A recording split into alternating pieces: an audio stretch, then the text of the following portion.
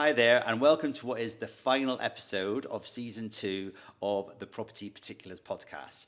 And I am very pleased to say that I have a special guest today, Melis Korkmaz. Welcome.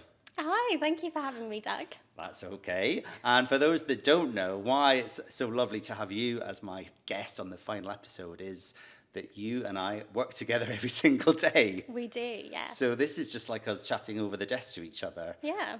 So hopefully no scary questions to come in this podcast episode. So thank you for joining us. So you are a paralegal in my team, Residential Property. Yeah. But tell us a bit about you and maybe your legal journey and training and how you came to LA.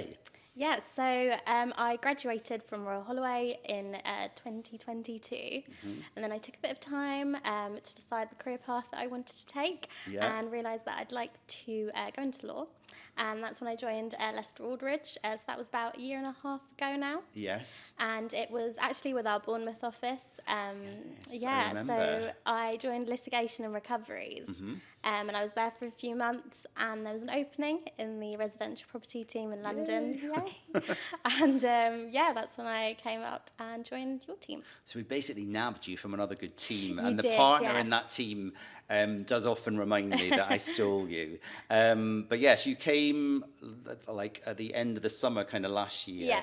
Yeah. Well over a year ago now, and it was a really busy time at that point. I had also, I think now from memory, it's all fitting into place. I think that's when, at the same point that Alice just left me as my Yes. paralegal and Yeah. trainee. So you had big shoes to fill at that stage, I as did. she would say as well. But I was so thankful that you did join us. And so you and I work together with Katie mainly, but we have another bigger team around us, and there's other paralegals as well that you work with. Yes. Yeah. And so, as part of your job as a paralegal in the residential property team, what kind of things will you be doing from day to day to help me out? So day to day, there's a lot of client contact. So I think mainly, when you're in meetings or can't quite take the call, I'll always pick up the phone when I can and update the client. If they have any questions that I can answer, I like doing that as well. Yeah. But obviously, some things I just need to take a message and pass it on to you.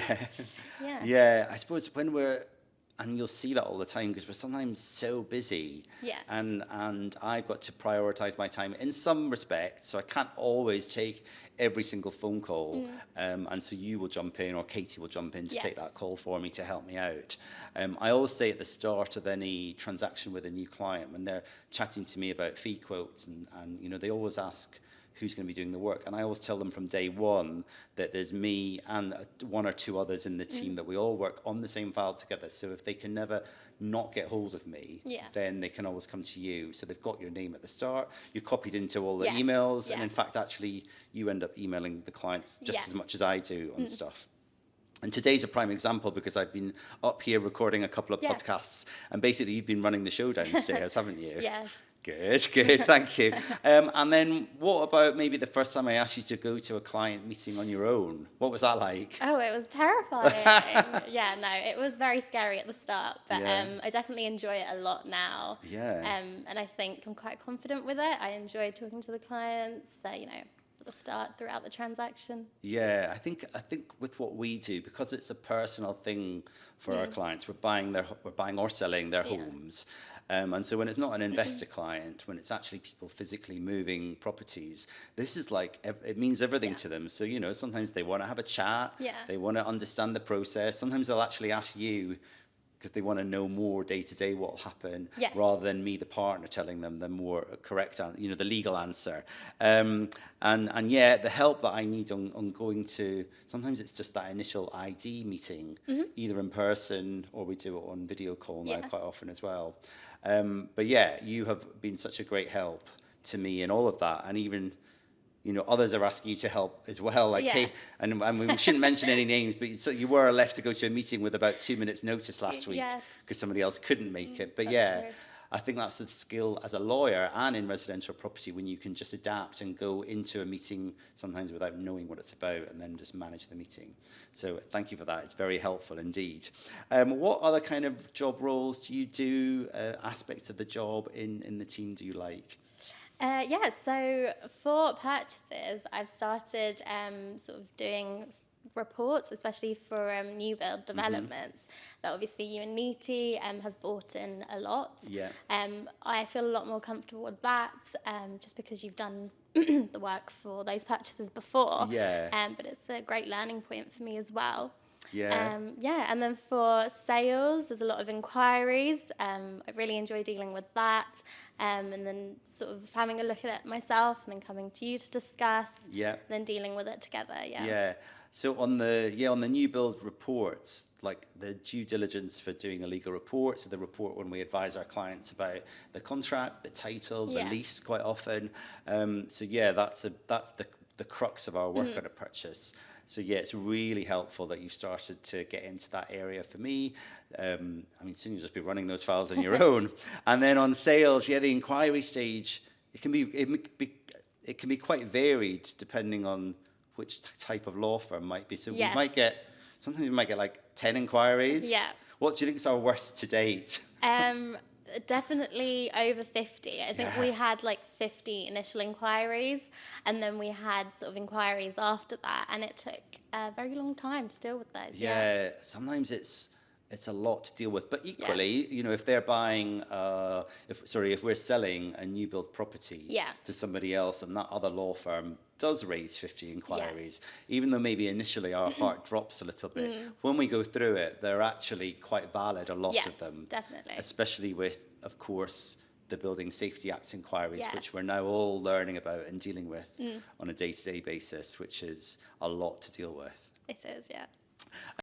So, and also, which you've started doing quite recently for me, so it'd be interesting to see how you feel about this. So you've done a couple of exchange of contracts for me. I have, yes. How has that felt? It's scary. It's nerve-wracking, Yeah. especially because we're in an open plan office. Yes. So it can be sort of scary to think that everyone else is listening to you. But they're probably not. But they're probably not. No. So yeah, exchange of contracts is such a. I mean, that's the legal bit. That's when we're entering into the contract for our clients on a sale or a purchase, and you go through a pro forma phone call with the other lawyer. We've already taken our authority from the client. We've done it very detailed. We've given them all their advice, and then we're actually entering into the contract for them. Yes. So yeah, it's been great that so quickly after a year and a bit you've got to that stage, which again is really helpful for me and for the team. And you've probably done about 3 or 4 maybe so far. Yeah, I think about 3. Yeah. Excellent. Have we got any that we've got waiting to do today? Not today. No. Okay, let's see if we can get some for tomorrow then. Yeah. Okay. Cool. Thank you for that. All right. Let's switch a bit from the residential property role that you have for me, and let's just ask some fun, quick fire questions, which I've been doing on all the podcasts to finish up on. So we are currently sitting in our new office that we moved to not very long ago. Yes. What is the best thing about being in the new office? Definitely the location. There's a lot going on around here. Pubs and bars, restaurants, especially in Covent Garden. Yeah. One of my favourite places. Yeah, it's so amazing that we're actually like 2 minutes walk from Covent Garden. Yeah, it's lovely. So it's nice on our lunchtime just to nip there. And we're all a bit excited for Christmas lights soon appearing. Although maybe when the time this recording was out, Christmas might be done and gone with. Yeah.